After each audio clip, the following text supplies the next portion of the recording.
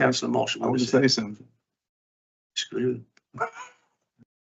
Need a to retort, speak on. Right, well, gentlemen, thank you. Good evening and welcome to the Audit Committee of Lichfield District Council, Thursday the 17th of July.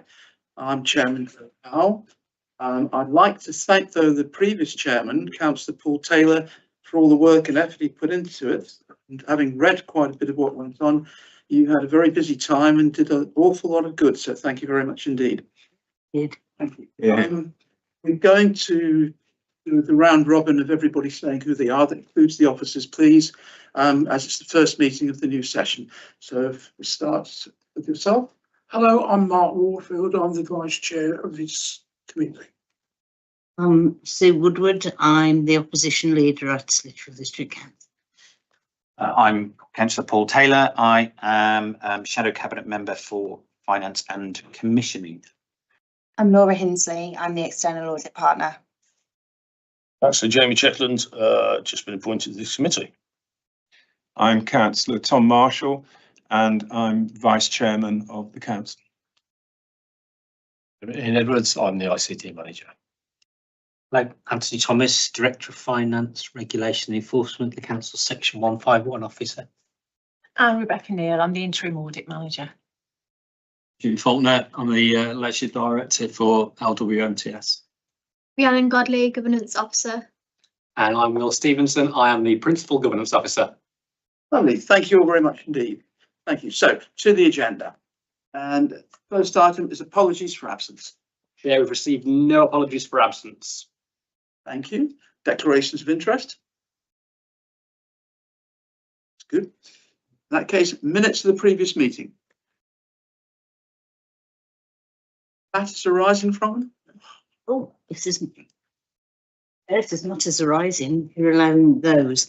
Can I draw your attention to page 7, the second paragraph up, where we were talking about risk management, and it said that a watching brief would be considered necessary to maintain. That's a watching brief on the climate change arrangements. Can you assure me, please, that that continue? Yes, I'm quite happy to let that go through. As I said, so much has already been done by the committee that's useful and important that most of it will just carry on. So yes. This is in terms of risk management, which is the remit of this committee. So that will be included in risk management reports in the future. I think it's a good idea to do so. Thank you. I'll move that the minutes are correct, Chair. Thank you. I'll second. Thank you. All in agreement? Thank you. Right. Sorry. Yes. Wasn't Yes. okay. Well, number 4 then. Meetings with the managers about outstanding internal audit recommendations. So this report is the routine outstanding audit actions report. The committee has asked previously that this is brought to each meeting. We talked about the good things that the previous committee had done. This is just one of them, and that managers with outstanding audit actions I'll start again. The committee has asked that this be brought to each meeting, that managers with outstanding audit actions which meet a predetermined criteria be invited to the committee to give assurances on the progress that they're making. So if the committee remember, last time we agreed those criteria being the number of high priority actions, number of aged actions, number of overall open actions per directorate, number of overdue actions, and the request of the audit committee too. So first, in terms of overall reporting for the period to the 31st of May, the number of open actions have slightly increased, but this is to be expected due to the number of audit reports being finalised at the year end and in the first quarter. So this was predicted and is normal for this time of the year. So at the 31st of May, there are 110 open actions overall, 5 of which are deemed high priority. When this last came to committee, there were 86 and 2 high priority, so slight creep up there, but as I say, entirely normal. Now, based on the criteria, we have Ian Edwards, the interim ICT manager, in terms of the high priority actions in the cyber incident review, and we have Jim Faulkner, the leisure director, for the number of overall actions per directorate, are here to give their assurances to the committee and answer any questions that you may have. Their actions are at Appendix 2 of this report. And I would just say, in terms of Ian's session, the committee may also wish to seek assurance in terms of the council's cyber security at this point. Within the internal audit progress report later on, cyber has received a limited assurance. It is within the private session, so we will be careful as to what we do discuss, but it is an opportunity for the committee to speak to the council's experts while we have him. So on that basis, I'll hand over, I think, first to Ian, if I may, just by way of introduction. Yeah, sure. So thank you. So the as regards to cyber and the actions that are in the report there, we had so from the report that we had performed in February 2025. Yeah, cyber incident preparedness. We had 3 high actions there. At the time of the report, you have in front of you, they were still open. Since then, they have actually been addressed and completed and closed. Evidence provided to audit for the final closure of those. Of the other actions we had, there was a total of 15 across medium and lows, of which 7 of those have been actioned, leaving 8 being worked on at present. So we are moving forwards and continue to work on these, with priority, given that the report, so the audit was one that was performed in February 2025. So if anyone's got any questions, I'm willing to take that. Missy, questions? So this could be just my naivety being new. Just looking at the action table, there's actions outstanding since 2017 and 2019, 2022. How does that work? How do we keep something open that long? So there's a variety of reasons for these actions. Usually there is a history behind them, and they are still open. We won't close them until we've received evidence of each of those. But we are having a push on this, because you'll see as well, there's in terms of overdue actions, we've got quite a high proportion that are overdue. So we're doing an education piece in terms of when we're finalising audit reports to ensure that managers are agreeing those recommendations, they're deliverable within the timescale that they need to be. So we're very careful to check that in terms of audits going forward. But for a variety of reasons, and this is why one of the criteria by which we're bringing those reports before the committee now is aged actions as well. So as a new committee member councillor, we've had a series of managers come to the committee in terms of those aged actions to give assurance on where they are. So there's a variety of reasons behind these, and they're all quite valid.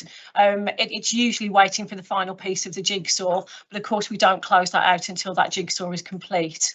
So you're monitoring it as a committee, which is where you need to be. And as I say, as this is a regular item now in terms of the committee's agenda, you'll see those coming through. But we are having, as I say, a big push on this to try and get those aged ones down. I only really want you to have anything that's sort of a year at most open. Yeah, I just didn't quite understand how we could be making much progress over 7 years to get to something, or whether in fact the action ought to be reviewing the action that has to still be done so that it gets a hot target, an achievable target again. But someone has to review that all the way through. That's a valid point, councillor, on that, and it's something that, in terms of those actions, you're absolutely right. If the risk hasn't manifested, you might say, well, why are we still sort of? Okay, thank you. But it is something we're working on, and hopefully you'll see that transition in the numbers come through. Thank you. Thank you, Councillor Checkland. Councillor Taylor. Yeah, just in response to that, one of the reasons I called for this when I was in the chair role was specifically so that we can ask managers about, well, amongst other things, was we could ask managers for these aged risks. Yeah. Are they still relevant? Has anybody come to you and checked that they're still relevant? Because if they're not relevant, we should just be crossing them out right from the start. And obviously nobody knows that better than the manager in charge of the section themselves. So that's one of the questions that we should absolutely be asking of our managers when they're here. I had some issues, but they'll be filled with a confidential section. Thank you. Committee, anybody else? No? Okay, thank you. Thanks very much. Jim, would you like to take me through your actions? Welcome. Yeah, thank you. I started about 2.5 months ago, so I found this document really important and helpful for my first sort of 2.5 months in role. So it's given me an opportunity to review the points. So there's 9 points outstanding on the audit since September last year. It's given me an opportunity to review those. I'm pleased to inform you that 5 have been completed. I'm happy, and I've actually asked for evidence of this off the team. But we've got 4 outstanding, 2 of which are of a low risk, and then 2 of which are a medium risk. As Rebecca said, some of the points that are on here are ongoing. So I've tasked up the team and given them some deadline dates on expected completion. Sort of point 2, I expect that's still out. Point 1, sorry, is outstanding. So a procedural handbook of any onboarding and any new starters that we have. So making sure that any income that's coming through is managed correctly. I've been working with the HR team over this to make sure that we've got a more robust sort of induction process with our teams. Point 2 is still outstanding, but I've had the corporate fees and charges policy shared with me, which the company will operate in alignment with from the council. And then point 4 is still outstanding. There was some evidence of the reports being run, but it wasn't consistent. So I want to still leave that outstanding to make sure that those reports are run every month. In alignment with like age integrity, so any concessions that we offer on any memberships at all, that we're actually making sure that they're in alignment. And then I've got one more point, point 9, which is quite a large point, and a few we've actually incorporated into the leisure centre some new office space. So I've asked the property team to review any supply services contracts that are put in place for the rental or lease of these offices. We have got one other area within the leisure centre at Burntwood that's leased out, but that currently we need to put in a supply services contract for that lease as well. But all in all, it's been quite good progress since September last year, I'd like to think, but it's just those 4 points that are outstanding. Thank you very much. Committee questions. Councillor Taylor.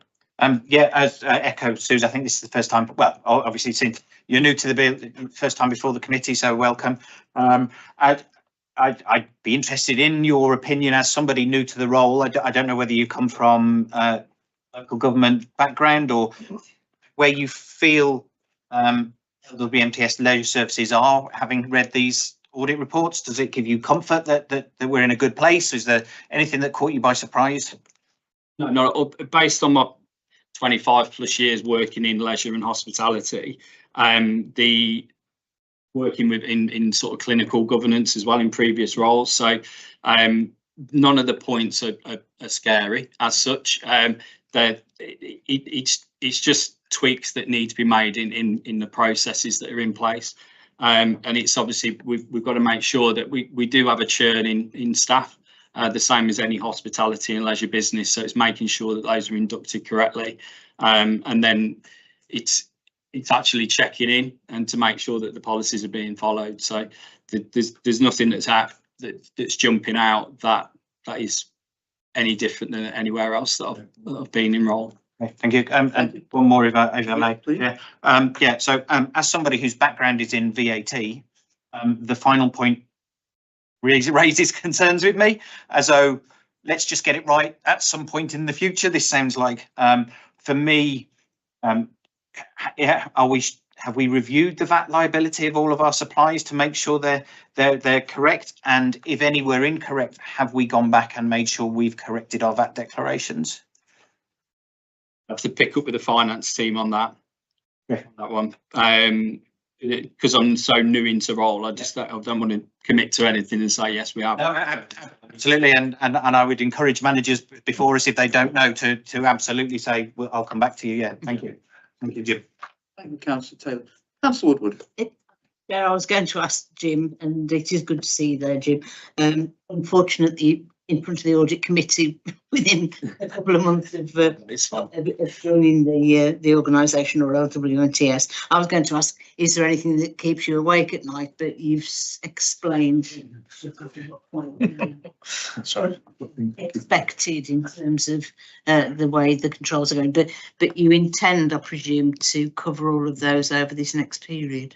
Yeah, I think that the things that would keep me up at night is safety, and we're running a safe sort of safe leisure centres at the moment. There's always time for improvement, etc. But that's the one thing that keeps me up at the night, because we're getting a lot of footfall coming through with the general public and children, vulnerable adults, etc. So I've reviewed all that side of things, and I'm comfortable, so I'm not losing any sleep, so which is nice. But yeah, we're running a tight operation, but then there's always opportunity to enhance our offering for our local communities as well. So if I can follow up with that, I mean, you say there's an opportunity to enhance. I'm presuming the same sort of systems will transfer to the new leisure centre in Lichfield. 100%. Yeah. And Chair, with your indulgence, can I say hello to Rhiannon? I didn't recognise you, but nice to see you. No problem at all. Nice to have friends. Anybody else? Before we let Ian go, if there are any technical questions on cyber assurance that can be discussed in public, can we have those now before Ian leaves? Otherwise, it's all on me, folks. Mine were really all about the audit and the bit that's in confidential. Fine, okay. Try and deal with those then. I mean, again, if they're not answerable immediately, I'm not necessarily expecting answers straight away. So, yeah. Thank you, Councillor. Just thought I'd double check that. Thank you. No, that's absolutely fine. In that case, we can say thank you very much to Jim and to Ian. Nice to meet you both. Thank you.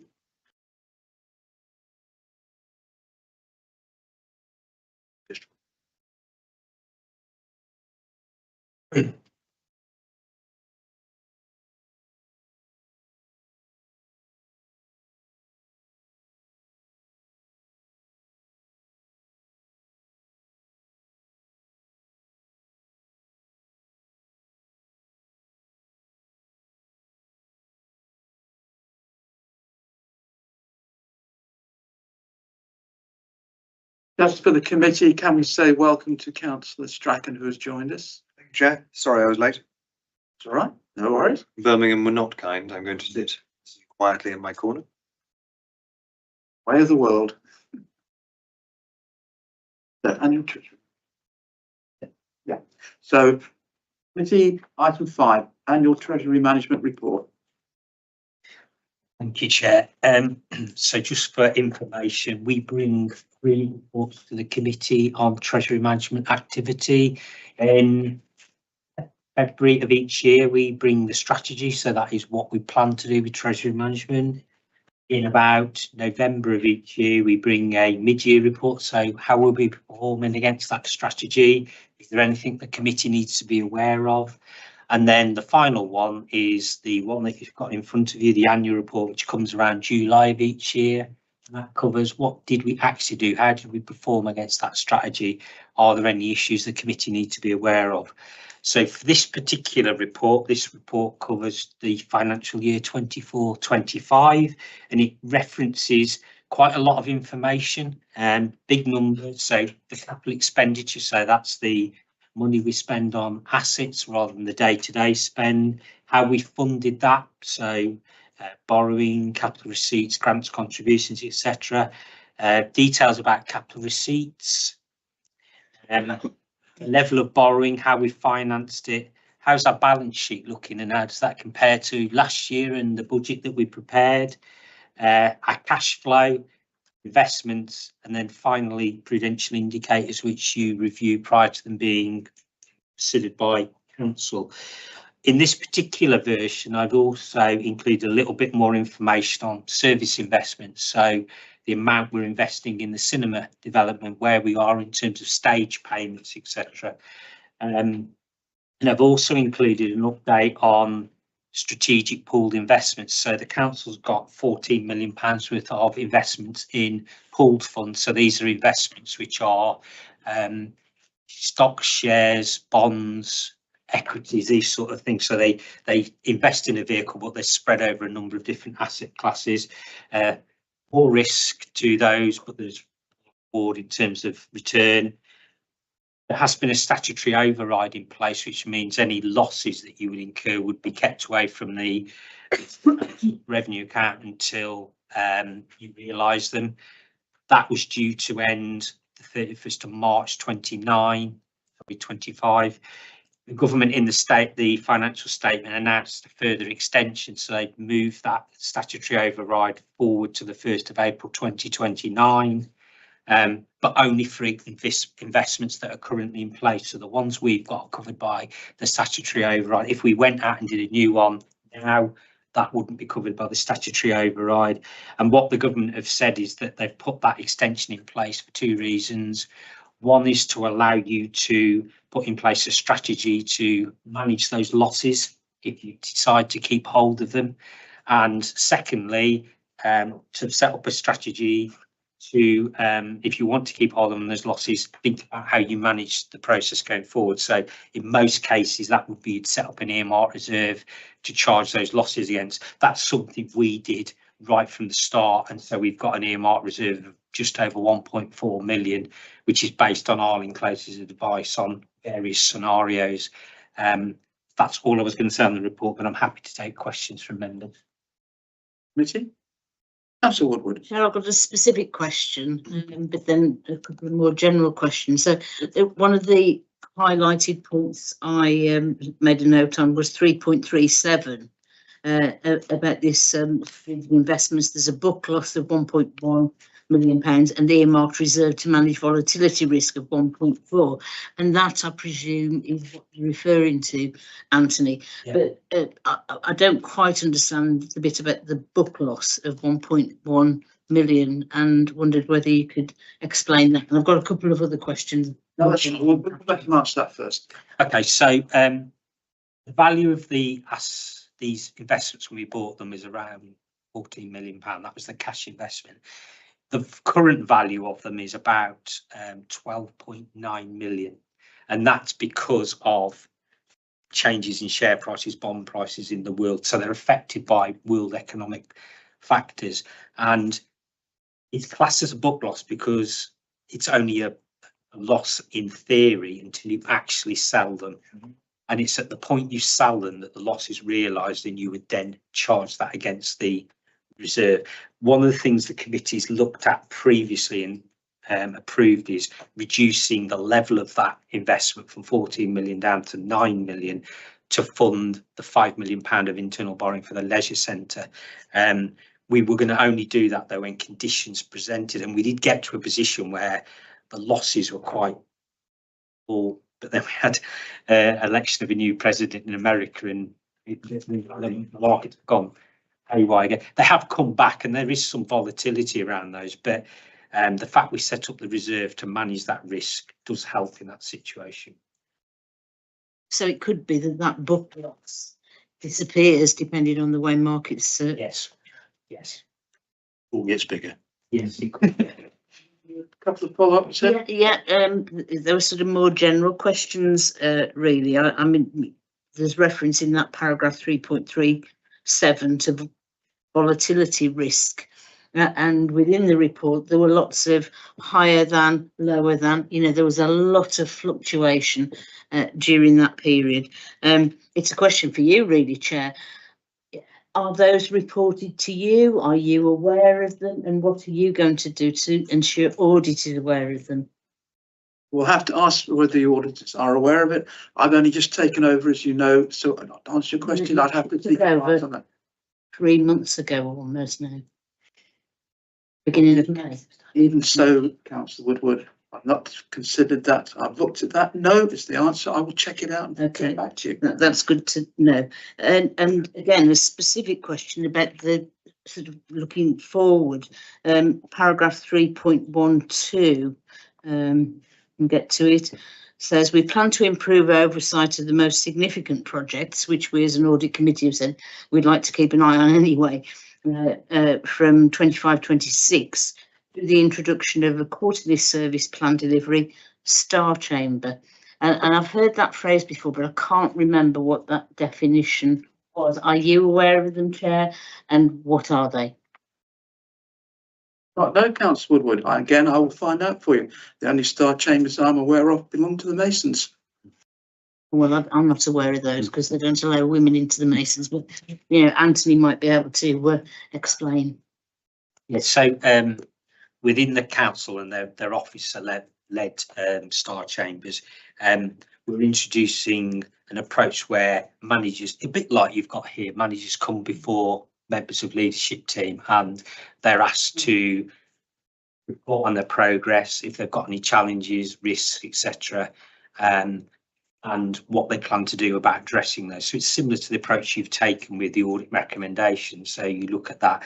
Part of that is likely to include spend on the big projects, so your leisure centres, your cinemas, disabled facilities, things like that. So it's to introduce a little bit more challenge, a bit more oversight in terms of that. And I don't think at this stage it would be necessarily reporting to the audit committee unless it needs to escalate, or we can build that information into the regular reports that come to the audit committee. Yes, can I just ask who actually forms the star chamber? So there's something the chief exec's looking to do that. So it would be himself and chief operating officer would be regular attendees, and then there could be a series of other directors, managers, etc. that attend those as well. I do feel we ought to have some reports on this. Seems a bit up in the air without us knowing what's going on. Yeah, if I can sort of complete the question in the sense, you know, that for me, I'm reassured that the chief executive and the chief operating officer and other senior managers presumably are part of this sort of challenge process, I suppose. So that's good news. But you sort of hinted at it, but if there were to be any emerging issues that were starting to look really quite serious, presumably those would be reported anyway to the cabinet member. Would they also be reported to the shadow cabinet member and the audit committee chair? I think probably the approach I would take is they would be built into the reports that come before the committee, and probably overview and scrutiny committee reports that come. The MTFS one. Yeah. And so we do also do the regular budget monitoring that go to both cabinet and overview and scrutiny. Those type of issues would be reported through that process. That would be, unless it was something very urgent and I could go outside that process, but I feel there's enough process there to cope with those type of things. Well, I think we can take some comfort from that, but it's still interesting that it has been brought up, and something I wasn't aware of, and I don't think you were either till we read the report. Well, I've heard of it, but you weren't on the committee. But I've heard of the star chambers, but you know, I just wanted some sort of refresher on that, and sort of just as audit committee members, you know, we have to sort of unpick some of this and peer into the recesses. So it was just about making sure that that has been was a question, and we've got an appropriate response that it does get reported. Yeah. Through MTFS reporting. Yeah, no, agree with you. Right. Yes, Rebecca. Chair, and I think where Councillor Woodward would have seen this coming through is in the risk management papers, Councillor. So what's happening is at operational level, at the sub-strategic directorate level, those risk registers are going before the star chamber to have that check and challenge. So if there are any escalating risks at that level, then that's the mechanism by which they'd feed into your strategic risk register. So that's where you've heard it before, but it's being used as a vehicle for other things too. Thanks, Chair. Thank you very much. Committee, anybody else? Councillor Marshall. Thank you, Chairman. I'm just looking at page 29 actually, and my heart is somewhat gladdened by the graph that I'm looking at, where we are aiming for A- or higher. and we are substantially improving upon that, aren't we? So there's quite a lot of margin for error, if I can put it that way. So the prevailing circumstances appear to be fairly good for us, I would suggest, at the moment. That's not to say that we can be complacent, but I think we have a lot to be very thankful for. And it would appear that we have been very well guided by certain people within this council. And I'd like to say thank you to those people who seem to be doing an extremely good job in these rather tumultuous times. Thank you, Councillor Marshall. Councillor Checkland, and then it'll be Councillor Taylor. Yeah, once again, where it says slippage, does that mean that the money is still allocated to it and moves across through the year? Yes, Okay, so it's not just a reprofile of the right. budget. So you haven't saved that much money on the build of the leisure centre. It's just they haven't spent it yet. That's right. Right. Okay. So I noticed something. Fradley's visual identity, which I thought was fascinating. I've been walking around Fradley quite a lot recently. What does that mean? What you're going to spend £57,000 on that isn't as yet? What does a visual identity mean? Sorry, Chair, can I ask where that is? Oh, that's Page 35 of the programme. 3.10. Yeah, so 21. Which was where the slippages were mentioned, and it's Might be 35 as well. But. It is. Yes. So I got to profess, I don't know the detail of that project. It's something that I'll have to come back to you on. It more than likely is some sort of project that is being funded by a Section 106 sum. But let me find out and come back to you rather than make up an answer. I know different areas have different artwork that emphasises what the area is based on. With Fradley, and it's Not the recent Section 106 and still bid that Councillor Cross has recently secured. It could well be. But I'm quite happy to find out the detail of it.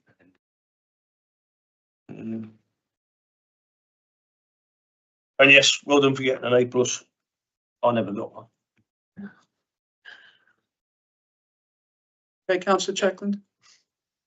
Here's Councillor Taylor. Yeah, if I may have a couple of points. I think they might be related. Point 1.8 in the executive summary. The investments are higher because higher working capital, which I think we've been through a couple of times over the last year or so of the audit committee, but it says higher unapplied grants and contributions. Do we have a more detailed breakdown of that? Is that in your 3.10 where we've got unapplied grants and contributions? Sounds a little concerning. So, Chair, it's not necessarily concerning. That is the term that's used in the practice. So on the balance sheet, you will see standard terms that are used. Unapplied capital grants and contributions is one of those. Effectively, what sits under that pot of money is any community infrastructure levy that we've received, any Section 106 monies we've received, any capital grants and any capital contributions. Now they sit there when they're received. They may well be allocated to a project, but they will sit in that part of the balance sheet until we've actually spent the money and it's been allocated to fund that spend. So most of that money will have been allocated in some form or other. So for instance, as an example, we allocated Section 106 to the health centre in Burntwood. Until that money goes out the door, that sits in that account until that point happens. So it's not something to necessarily be concerned about because, as I say, a lot of that money is actually committed to projects. So just looking then at the table at 3.10, the incubator space, Burntwood Leisure Centre lower spend, is the negative 89,000, is that how much less we spent on it than we'd planned? About halfway down, Green community. two-thirds way down the page under, yeah. So that particular one sits under the slippage column. So we spent less in that financial year, but we've probably spent it in this financial year. So it's a timing. Because that was UK SBF funding with a specific deadline on it, wasn't it? Which was the end of March, as I recall, as I think. I thought it was. Yeah. It may well have been originally, but what we may well have done is we may have allocated that UKS to another project that's spent and then allocate the funding to this one so that we've not lost the money, but the project goes ahead. You see what I mean? We're moving funding between. I mean, yes, but the UK SPF, as I recall, was 250,000 specifically for a community hub / similar in Burntwood. So if I'm not sure what other projects we've got that we could legitimately allocate some of that money to before it runs out. And I specifically raised this in council with the cabinet member who said, yes, we will spend all of the money before the end of the year. And that doesn't appear to have been the case according to this number. Well, no, what I'm saying, we definitely did spend all the UK SPF. Well, that's fine. Yeah. But what I'm saying is that we may not have spent it on the project it was originally envisaged to do. What we'll have done is move that funding to another project. And then we've still spent the UKS. Do you see what I mean? Yes, I can. I'm just as I say that I don't know how lenient the UK SPF funding is when it says 250,000 for a community hub in Burntwood. What other projects could we have allocated that to and then recovered from? I'm not sure that, because there's certainly nothing else going on in Burntwood that we're spending anywhere near that amount of money, despite our.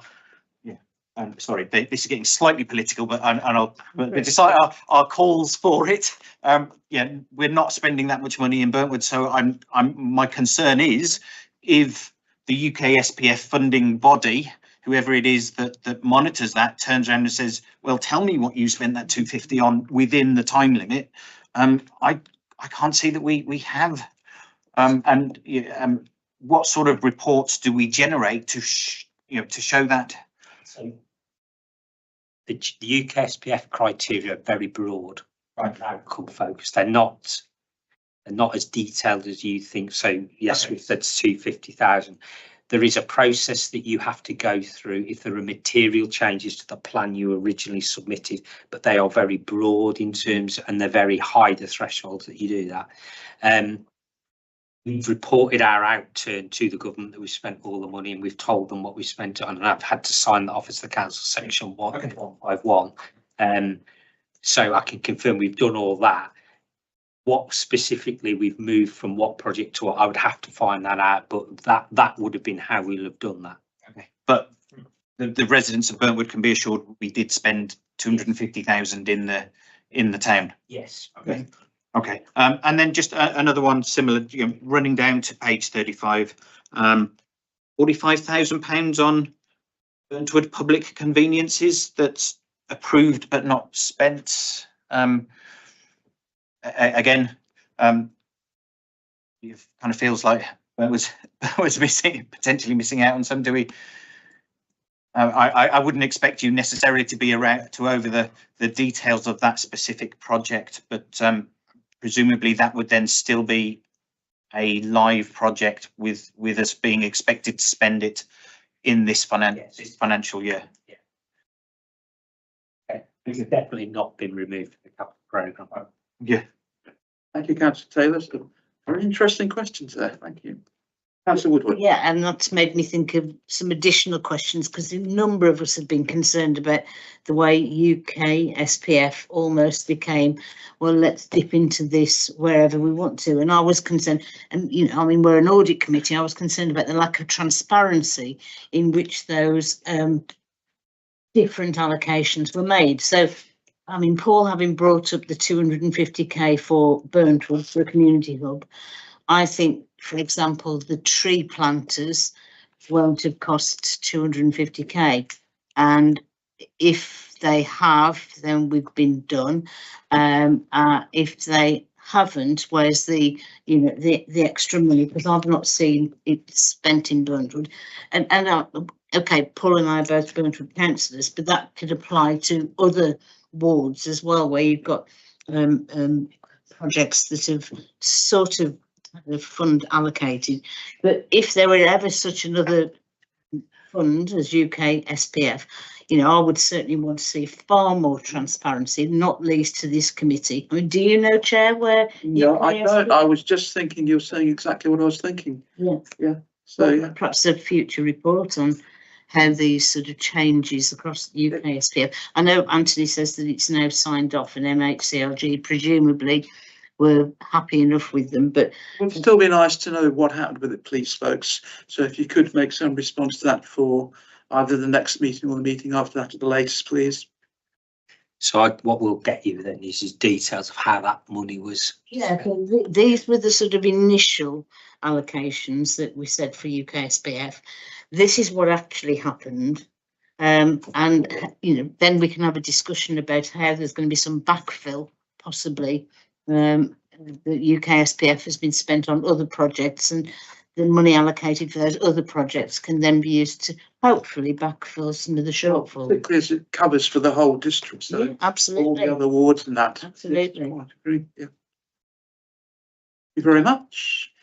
Any more questions, committee? In that case, Anthony, back to you. So the next report is the SIPA Resilience Index. So this one covers the 2024 period, and it shows the council's relative position on a range of measures that are associated with financial risk.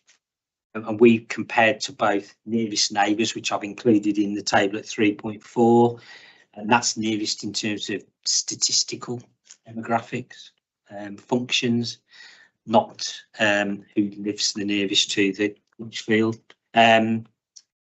Also, the majority of the measures, I would say, is we're at the lower end of the risk spectrum, so you'll see a lot of green in there.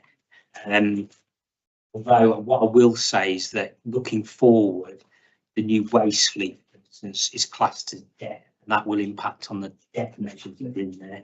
And in terms of the reserves, spending the reserves to fund the cinema and the leisure centre will mean that the level of reserves reduces and they may well move from green to amber. But because they're relative, it all depends on what other councils are doing as well, where we form in the spectrum. So happy to take any questions on that one as well.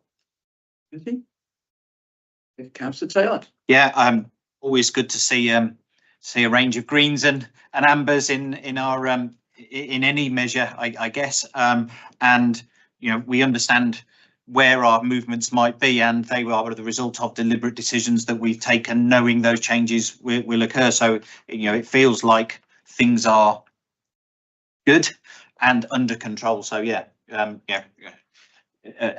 good sign for all, I think. I would agree with that, having read through it. Yeah. Right, in that case, back to you then. So I think that concludes my for this evening. Thank you very much, Anthony. We can take the next one if you like. Thank you, Chair. So this is the internal audit options report, folks. So it's a summary of the appraisal for future service delivery options for your internal audit function, and it gives you, the audit committee, a preferred option for recommendation to cabinet. So it's quite important, this one. So, in terms of background, the Internal Audit Service currently operates under a shared agreement with Tamworth Borough Council and has done since 2014, so quite a long period now.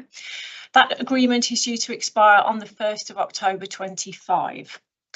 As some of our longer serving committee members will be aware, the shared service has encountered difficulties in recruiting internal auditors. Internal auditors have depleted over the years through natural wastage, and there is a national shortage of good quality auditors out there. It's just how it is. So this has meant the service has had to buy in or co-source its audit provision. And as an example, you'll be aware we were unable to recruit to the permanent position to the audit manager post in December, hence my stepping in to provide you with some interim support. And some of our day-to-day audit work is also currently being provided via a co-source arrangement with our partners from the so BDO LLP delivers some of the audits for us, and we have eTech, who is our ICT audit specialist, who delivers that opinion on the cyber audit that you'll hear about later. So with local government reorganisation looming, currently estimated to be in place for April 2028, this adds further uncertainty in terms of attempting to attract and recruit auditors into the service. So in effect, what we need is a viable and sustainable solution going forward for the medium term, at least until local government reorganisation. So within the report, what we've done is included the traditional options for an internal audit service delivery. So namely, you've got co-source, which is the current model, bring the function entirely in-house, but as I said, we've got issues in terms of recruitment, outsource, could include extending the current co-source model to use a holiday phrase, a fully inclusive service that includes the audit manager functions, or a partnership with other Staffordshire family group of councils. Now, just on that point, Section 151s of both Lichfield and Tamworth have written out to the staff's councils in terms of an expression of interest to see if anyone would be interested in entering into a partnership with us. But none were in a position to want to do this. They were either in an existing partnership themselves or had already outsourced their provision. So that was the answer that we got back. So as I say, it's really about what's viable for us, what's doable, as well as what's recommended. So in terms of what we did, the options have been evaluated against the global internal audit standards attributes of an effective internal audit function. So you'll see a table at 321 that has done that. And that's included an assessment of the pros and cons of each option that I've detailed at Appendix 1 for you. And you'll see that on that evaluation, we've concluded that outsource or extension of the co-source is our recommended, and being entirely honest with you, as I always am, the only real viable option that we've got in the landscape that we're operating in, folks. Now, you'll see from the pros of that co-source outsource arrangement that delivery from a professional audit firm can do wonders for you too. They will see good practice in other organisations. They are truly independent and objective because they don't sit within the council. Our own external auditor is from a firm and delivers a great service to us in terms of external audit. They have the ability to have training to bring in specialists at their whim because of the sort of purchasing power of themselves and the fact that they're a larger organisation. So there's a lot to be said for them, and you know, in terms of my affinity to this district and these councils, I wouldn't make a recommendation that I didn't think was going to put you in a good spot. So hence the recommendation. Outsource or an extension of the co-source, and the committee are asked to comment, see what you think, but ultimately endorse this as a recommendation to Cabinet with the aim of having that preferred option in place by October. My contract ends with you at the end of September, so it's been extended slightly, but I will stay with you until we've got what you need. I won't leave you until then, but that's the long and short of it. Questions, please, Chair. Councillor Marshall. Thank you, Chairman. Rebecca, thank you very much indeed for that very comprehensive appraisal, which I think has proven to be very useful for us. If we were to go for the outsourcing option, I can't see here the cost implications. Is it possible to perhaps do a little bit of kite flying and tell us what the cost implications might be for if that were the option that we were to choose, please? Thanks for the question there, Councillor. Now, I mean, the parameters for this that we would need to deliver within existing budget. And of course, we need to go through that procurement exercise to enable us to reach a conclusion. But having informal conversations with our already co-source provider to provide the audit manager, if you in effect the management of that service is a percentage on top of the day fee that we already pay. So without going into the numbers, it is affordable and it's within our budget sort of bracket. But again, this has to go open to the market. We'd look at, obviously we need a compliant procurement process, and we'd want to go off a framework if it's all possible, because it's an easier procurement route for us. But certainly that is the parameter, councillor, that it isn't going to cost us a fortune. Could I just come back on that as well? So if we are looking at local government reorganisation, which we are, I'm not going to proffer an opinion whether I'm in favour of that or not, but if we do have reorganisation, is that likely to solve in some ways the lack of professionals who are available at the moment? Because of course we could be reducing the number of councils looking to require those services. So you've obviously painted a slightly bleak picture in terms of the availability of the right people out there. That problem could actually be solved over the next few years, I would imagine, if the number of councils shrinks. Absolutely. I mean, you still will want auditors to deliver the service. In terms of local government reorganisation, councillor, you don't need 3 or 4 chief execs or 3 or 4 heads of audit. So that's where your saving will be, and that's where the gap in sort of the skills resources is out there. However, in terms of this arrangement for you, I think to have something that's flexible to switch on and off, because if we went down sort of a let's try and recruit again and bring an internal team inside, then it's almost a moral obligation that it would be difficult to attract them anyway because of the future being uncertain. But, you know, we're then going to be saying to people, you may or may not have, you know, employment at that point. So at least with this particular arrangement, it's a switch it on, switch it off. The co-source partner that we currently use is also co-sourced to the county. So it could be a seamless transition if that's the way it goes, and I'm not best guessing where that's going to happen either. But it does give you the flexibility, so to continue or to stop at will. Brilliant. Thank you very much. Thank you, Councillor Marshall. Councillor Taylor. Can I just take this opportunity to thank Rebecca for the time that she's put in so far, and for promising to be with us until we need.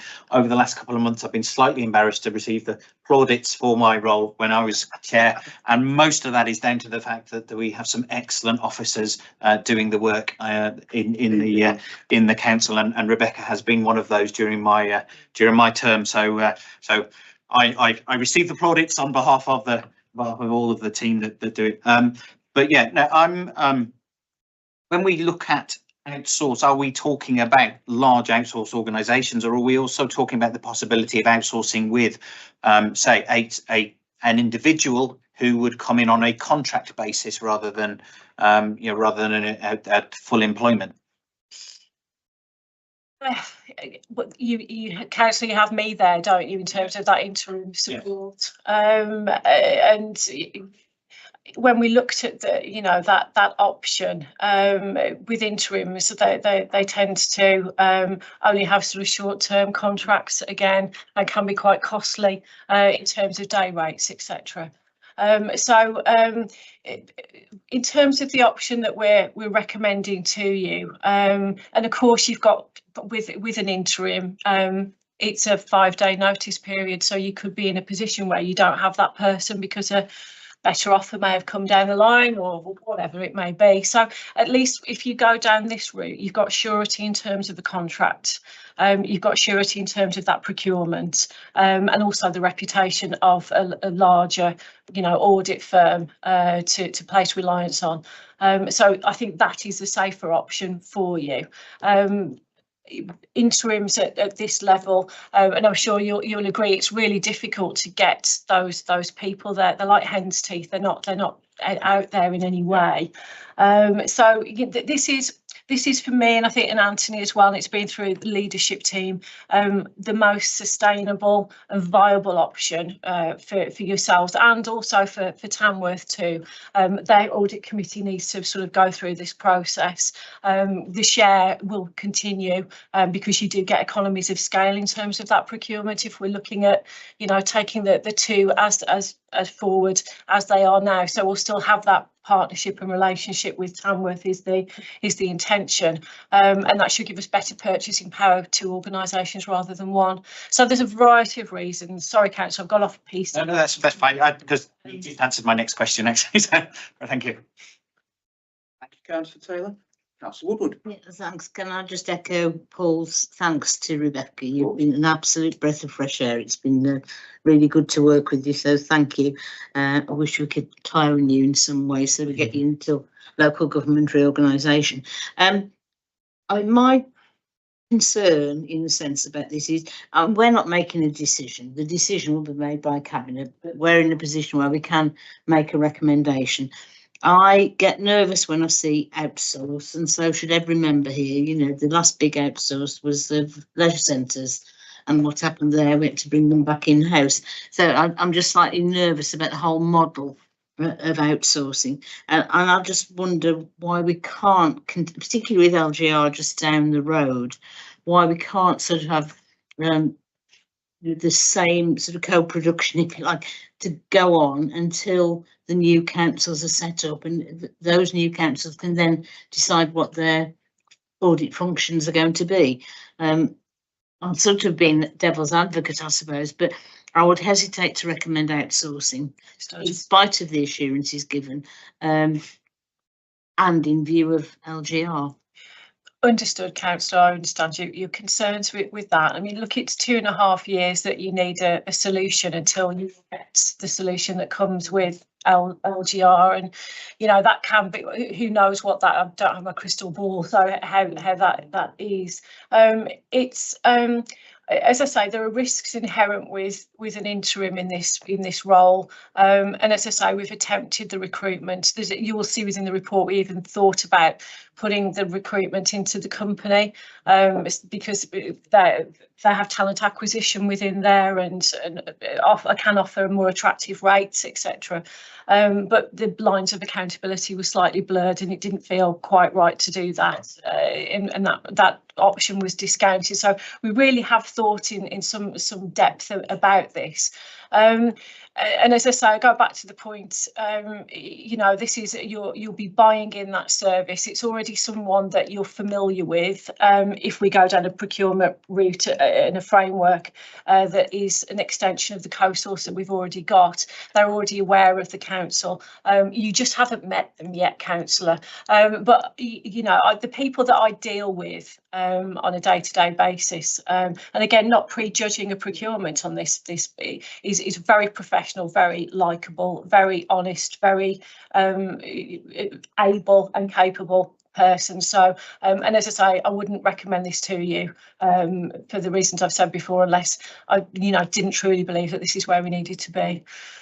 I mean, a follow-on question, if I can, and it might be completely irrelevant, but in view of the fact that we're likely to be in a unitary authority with Tamworth Borough at some point in the not too distant future, it just feels slightly uncomfortable that we're breaking up a partnership that we've got with them. And how will we take into account the views from the leadership of Tamworth Borough Council to make sure that, you know, we're not causing them difficulties in view of the fact we're going to be long-term partners?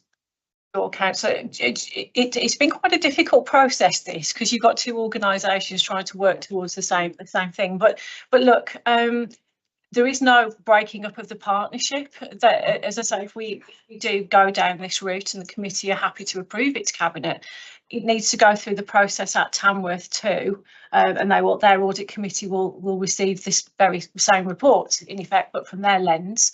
So it's not breaking up that partnership, it's retaining it, as I say, because it's better to purchase as two than it is as one, and they would want to continue that relationship with us as we do with them. So it wouldn't be a break up of that, but in terms of the logistics, because it's seen as a change in public service delivery, hence the recommendation to cabinet, and we will time limit it as well. In terms of it's just 2.5 years, just to give yourself some more comfort. But ultimately, Tamworth have to arrive at that decision too. So So we're in the first steps of a process here. And as I say, ultimately, we want to get something in place for October for yourselves. But I can't best guess how Tamworth will react on this one.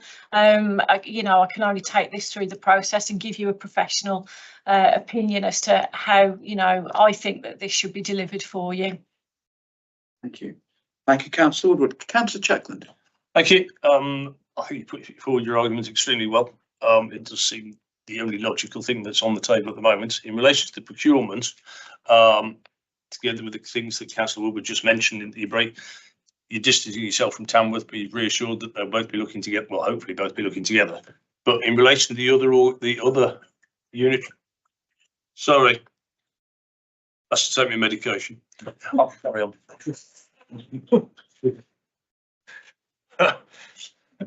Where was I? Unitary authority. So when we're looking for other people who are using, I've lost my trail completely now. The tablet's really good now. Should we be looking at the other ones that are likely to partner us when we come to the unitary authority to see what organisations and what options they are doing, so that we then not necessarily bias the procurement in that direction, but at least give it an additional weighting, because it might be something that becomes together at a later stage anyway, and they pick up the expertise from all areas. To councillor, and something that we posed early on in the process, hence writing out to the Staffordshire family. But we wrote out in February, and again quite recently, because it was something that it would have been an easy solution to hop on to another partnership.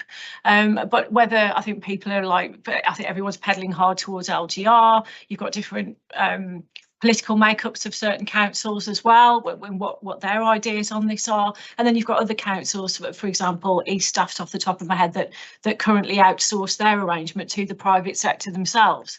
So what we didn't get back was yes, we'd love to get into partnership with you. That's not what came back as a result of that expression of interest. So you can only get into partnership if it's willing. It was more to do with looking at if we are going to outsource, to bend in the direction of the authorities we're likely to be working with at a later time, or merge with at a later time.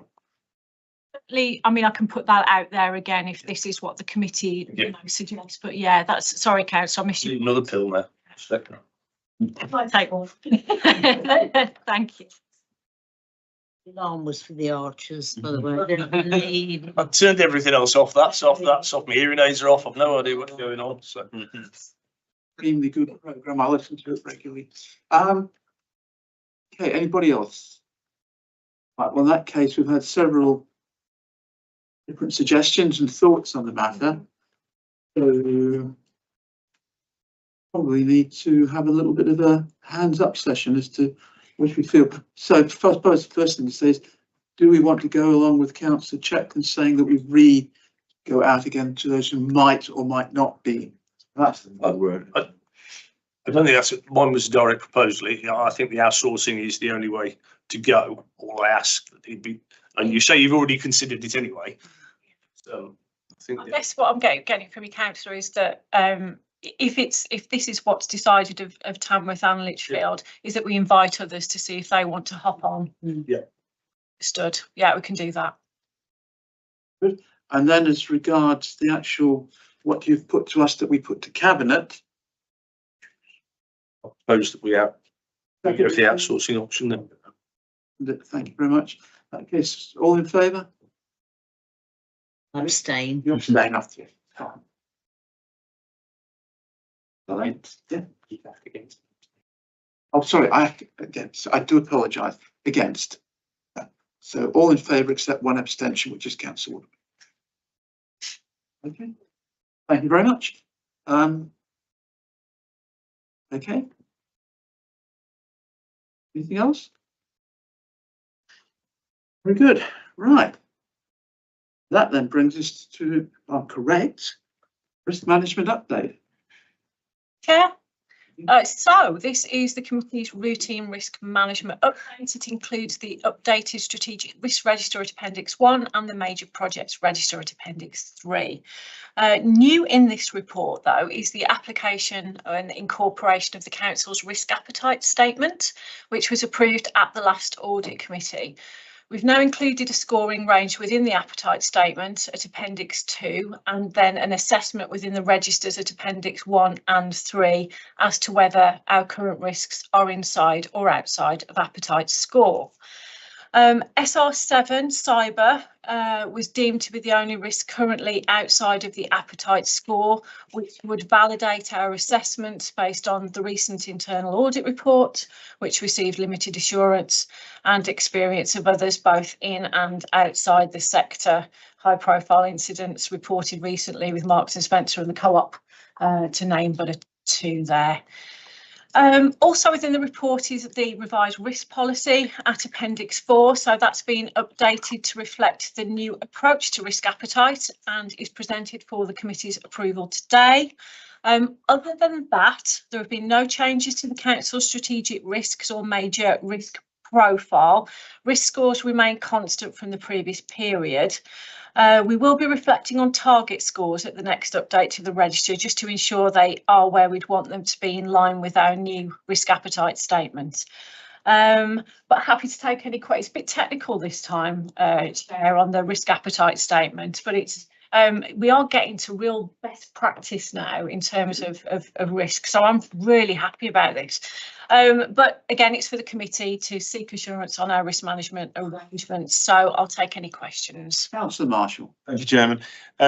Yes, Rebecca, thank you. And could I just say thank you as well, because you have done a sterling job, and I know that you've received thanks from several people, and I'd like to put my name to that list. Thank you. SR8, the government changes in planning policy. That's a little bit of an unknown, isn't it, really? It's one of Donald Rumsfeld's unknown unknowns, I would suggest. We have no idea what the impact is going to be on this local authority at all. But I say it's high, you know, it is a high risk in red. Would you like to try and quantify that or explain why that would appear to be such a high risk, please? I guess risk is an unforeseen future event, so absolutely it's an unknown. But as always with this, and Anthony will kick me under the table, I'm sure, I'll hand over to Anthony as a risk owner. Thank you. So I think most of this being in the red area is related to the uncertainty you refer to in the sheer volume of change that is going on in this area. The fact that we haven't got a relatively up-to-date local plan. We withdrew the one that we were going to do, and the additional housing supply target that's been set for the council, and the effect that has, more importantly, on the 5-year land supply. So our ability then, if we can't maintain a 5-year land supply, to resist speculative application. So that's where a lot of the risk element to this comes. The management of that will be around when we get to a point where we can submit a local plan, and that hopefully for examination and then is adopted by the council. Thank you, Anthony. Can I just come back on that? I think from my perspective, that's a fairly worrying critique. And I think the fact it's in red is very appropriate, because it has the potential to be very, very, I think, seriously impactful on this local authority. All we can do is wait and see, I suppose, but it does fill me with a little bit of concern. Thank you. Thank you, Councillor Marshall. Councillor Chetland. Looking at the risk of Birmingham roadside SP3, I was interested to see that you thought that the likelihood of it being a risk and the impact were quite low, only from the point of the amount of time it takes for anything to happen. We've only got 2.5 years before everything moves to a unitary authority and someone else takes over the responsibility of what happens to either the parts of the site that we're currently looking at or the rest of the site that we haven't looked at. Now, I think we've been looking at the part the part we're actually moving forwards with for some years now. Are we any way through dealing with the rest of the site? Because that's likely to take just as long and move out of our area of responsibility. So does that move it? So, you're right. So at the moment, the focus is on the corner element, which is the bit that's should be completed quite quickly.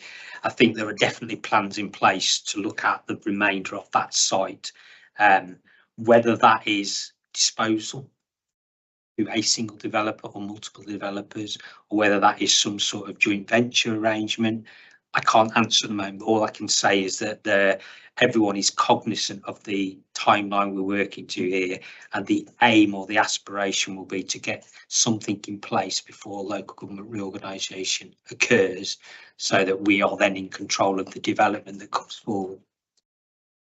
I'm very pleased to hear that. I'd be more encouraged to get some sort of timescales on what's actually happening. With the remainder of the site, because 2.5 years goes ever so quickly. Yeah. So what I would have to do is it's another question I'll take away and get some further information for you on. Right, thank you. We have had John Smith, the major projects team lead, Yeah. we give assurance on the project risks in the past, councillor. So that's something that's open to the committee. If you want to do that, you know, I mean, obviously we'll come back with a. Well, what's on the town centre task group, which he has suspended membership at the moment, pending any further developments. Now, I would have thought movement on the other two or three areas would be something that would be called that task group. But from a risk perspective, I mean, I put the framework in place and get the updates. But I think when you're looking at the more detailed questions on risk management, it's really about the risk owners and having them sort of come to talk to you. So I guess for committee going forward, if you, as you're reading through the papers and you see anything that, you know, sparks your interest, do let me know and I'll get that answer from the risk owners. Councillor Woodward. Yeah, just on that specific point, Jamie's mentioned the task group, and I think it would probably be more appropriate for it to be referred to overview and scrutiny. Because I'm not on that anymore, isn't it? Yeah, but a task group. Anyone can volunteer to be on a task group. Yeah. And the city centre master plan task group is already set up, as you've said. It might be a question to ONS rather than for audit. Because as you say, Rebecca, John Smith's been here fairly recently. I guess it's the lens that you're putting on it, Councillor Woodward, isn't it? From an audit committee, you're here to ensure that the council's major risks and major project risks are being managed. From an overview and scrutiny position, that's really that performance is in line with where you'd want it to be. Yeah, so it's just making sure you've got your terms of reference when we're filling our roles properly. I got the impression that was what Jamie was considering more, what's happening about the rest of the site, but that's something that can be discussed with the chair. I mean, overview and scrutiny is the place that it would start, and if there was more detail to be looked at, then the task group would get called in, presumably. But we can certainly get you just on that in terms of. I just think not having a plan in place sooner rather than later is a higher risk than where it's going to be placed. Councillor Taylor. An extension from that is not so much what's the risk of us losing control of what happens to that space, what's the risk of us losing control of what we do with the money we receive for that space due to LGR. Because some pretty large promises have been made with regards to that income, I would hate to see residents of the district, and some parts of the district more than others, lose out because we lose control of what happens to that income. I think that's part of the factor that's driving the approach that's been taken. So control of the site development and control of the income that you receive from it. I mean, there will become a phase of reorganisation where we will probably be not able to commit money going forward without some involvement of a shadow authority. So that is definitely a factor in the decisions that are being taken. Thank you. Thank you, Councillor Taylor. It was an interesting question. And Chair, just on that point, I can introduce that into SR1 because it is a risk arising from local government reorganisation. So it's a great point, and we'll That's leadership team to consider that. Thank you. Thank you, Rebecca. Councillor Strachan. If I can hop in very, very briefly. The imperative in realising that site, admittedly in an appropriate and a careful way, is just exactly as you've enunciated, Councillor Taylor, that we have made promises based upon the realisation of that site, which we would truly like to honour and fully intend to honour if we are able to. LGR was not even in prospect when those offers were made. We would not be happy for it to derail things as we come forwards, and but I think it really does underline the imperative in dealing with that site as soon as we can, so that this council can honour its commitments. Agreed. Thank you, Councillor Strachan. And to avoid being political, We are an apolitical in the gap. council here at Audit, so all thoughts are welcome. Anybody else? In that case, back to you, Rebecca. We're done on risk Done. management. In that case, we're done. I think. In that case, Over to external auditors, I think. yeah. Item 9. Sorry, the committee needs to approve risk management updates. Oh, sorry. Do apologise. Can I have somebody to move it, please? Move it. Second. Second it. You all in favour? Thank you.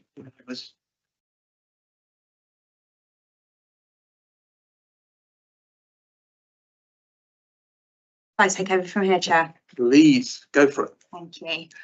So this report is the external audit plan, which for at least 50% of members have seen this report before. So apologies for the duplication if you have seen it previously.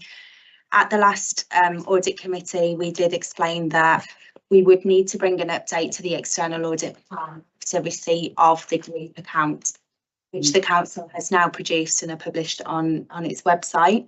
We've had already quite a large number of discussions with Anthony and the wider finance team around that group position. So having those figures has allowed us to readdress materiality throughout the external audit, and we have set that out on page 9 of our report. There hasn't been a significant change to the materiality benchmarks that we've set, despite the group position being higher than the single entity council only. The main reason for that is that we've reduced our benchmarks slightly to be more prudent through your first year of preparing group accounts. So the overall materiality for the group accounts has been set at 1.26 million. We previously communicated it was at 1.25 million. So a very kind of trivial difference there, but we will report to committee any errors or adjustments that we know over the trivial threshold, which is set at a far lower amount, which will be 62,500. So should we find any errors within the audit process over that threshold, they will be communicated in detail. The other point just to draw attention to is now you are preparing group accounts, we do have to consider whether there are any threats to our independence throughout the group.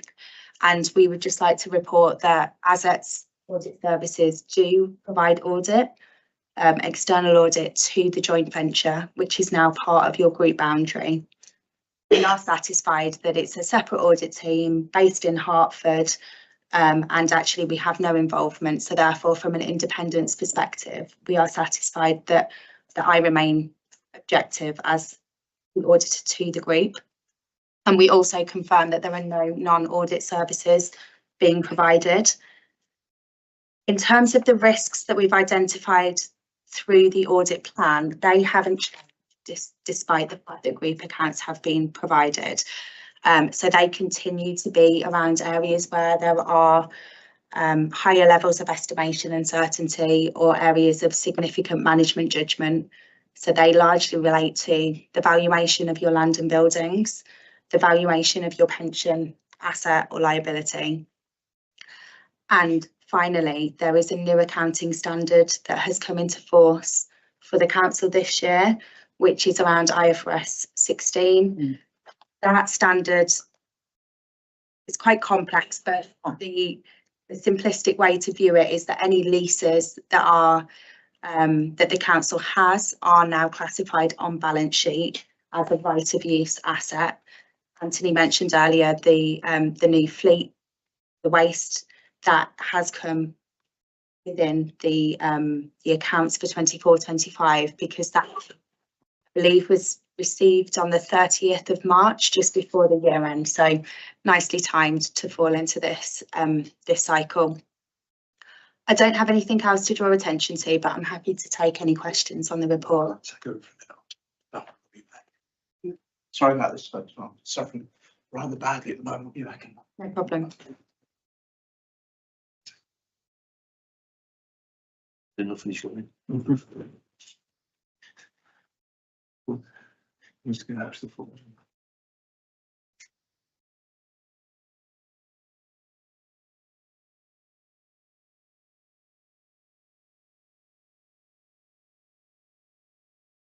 Yes, I'll Councillor kick Chair. off with one. I read somewhere that you only report significant deficiencies. If you find deficiencies, shouldn't you tell us anyway? Yes, so we report significant deficiencies throughout the audit, but we also do provide a report at the end of the audit, which will set out anywhere where we've got significant deficiencies, but we'll also look at. So you feedback throughout the report. Yeah. Anyway, but it's only the significant ones that will reach the report. Anything considered to be significant would be those that could have a material impact on financial statements. Yeah. So where we find significant deficiencies, we would actually need to amend our audit approach, but we do provide a comprehensive recommendation list at the end of the audit, and we will separate them between medium and high, medium and low. But to date, we haven't identified any significant deficiencies from a Lichfield District Council perspective. Okay, thank you. Anybody else?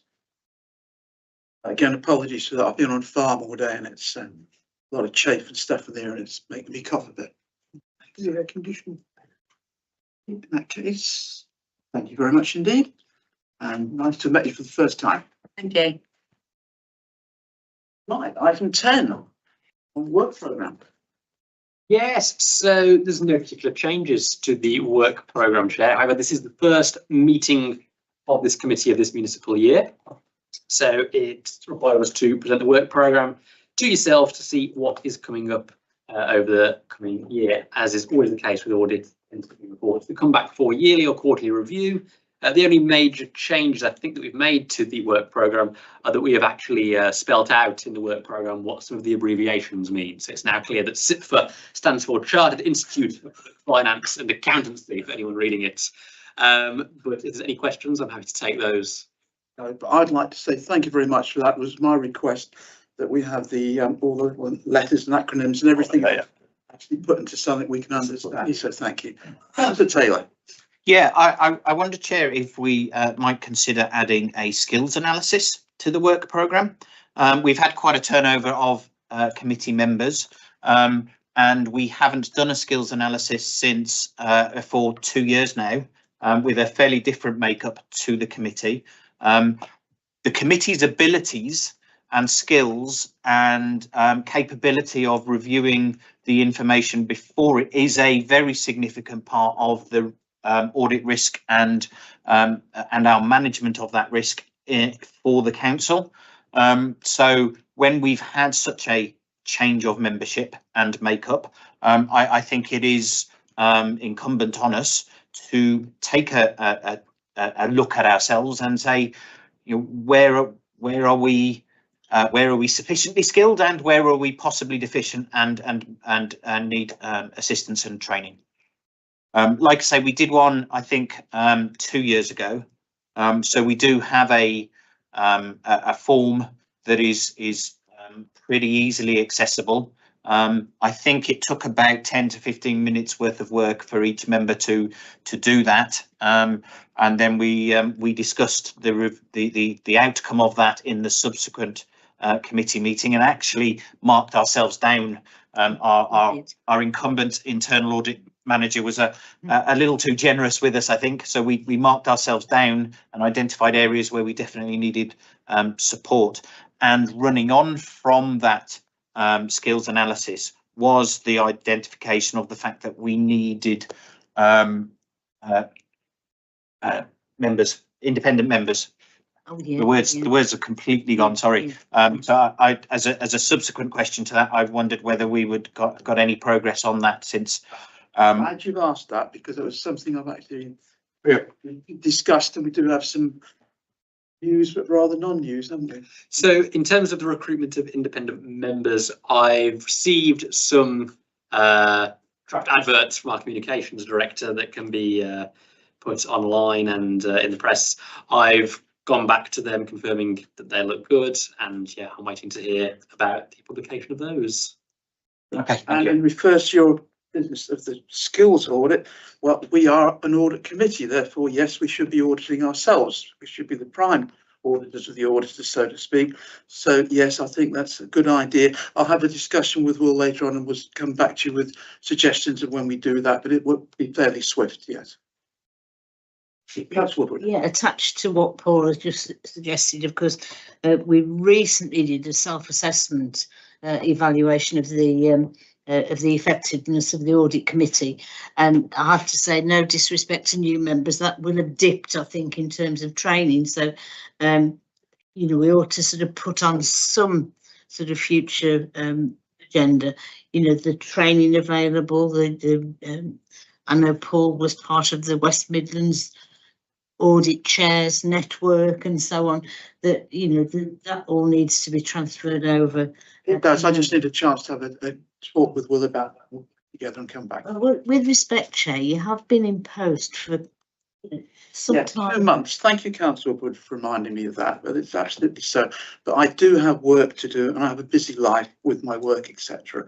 So all I'm saying is I will get back to you, and I'll get back to you within 48 hours. Right, okay, we're all busy people, as I say, Chair. Yeah, I appreciate that entirely, but going on about how short one has been doing something is not very helpful. Keep going on. I've just mentioned it twice, but I would have thought that you would have got your feet under the table a little sooner, so that Councillor, purely because I wish to discuss this with the officer, there's no reason for you to feel putting off deliberately or anything like that. So I've taken your point. Thank you. I'm going to have my discussion. I'll get back to you within 48 hours and we'll go from there. Thank you. Anybody else? Thank you. Case item 11. I think this is the progress report, Chair. So the Q1 progress report is as detailed. Not uncommonly, most of this quarter's activity is spent finalising year-end activity, and those draft reports even issued at the end of Q4. You'll see the progression at table 1 at 3.3. I'm pleased to say that now all 24-25 audits have now been finalised. The second table at 3.3 details where we are on the 25-26 plan. 1 audit, council tax, is complete and 2 are nearing completion, so we're at 7%. You members will recall we managed 93% last year, so I'm on it, is all I would say on that.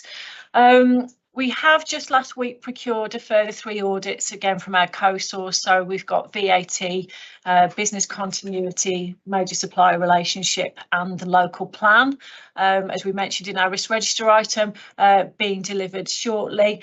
So that will aim to bring us to 50% plan achievement by the end of September, which is exactly where we want to be as we transfer into that new delivery model.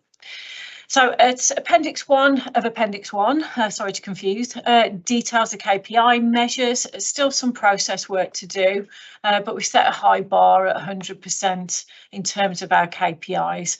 And Appendix 2 details the audit work finalised since the last update to the committee. Just a reminder, and for those new committee members, you are copied into every full final audit report that's issued. This appendix is just a summary of those audit opinions, because you wouldn't thank me if I put each audit into as an appendix. Your pack would be like this. So I would just draw the committee's attention to the 2 limited assurance reports that we've issued. So that's community safety and cyber, which we've talked about tonight. The summary for cyber is included in the private session chair due to its commercial sensitivity, and we have already heard from Ian today in the earlier session in terms of his progress against those recommendations. So as always, these limited assurance audit reports are subject to our usual follow-up processes, followed up within 6 months or earlier if they're done. And of course, the committee can track future progress through the Open Actions report. So I'll pause there, Chair, for any questions. Thank you. So Taylor. Yeah, I'll have a question for private session as well, if that's okay.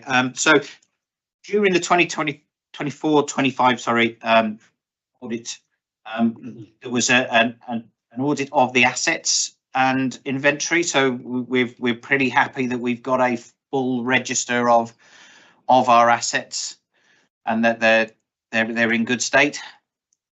Third item in the table on 3.3. Thanks, Councillor. I don't think that's one that I'm bringing to you in summary form this time. So you're testing my memory, which is terrible at the best of times. No, that's fine.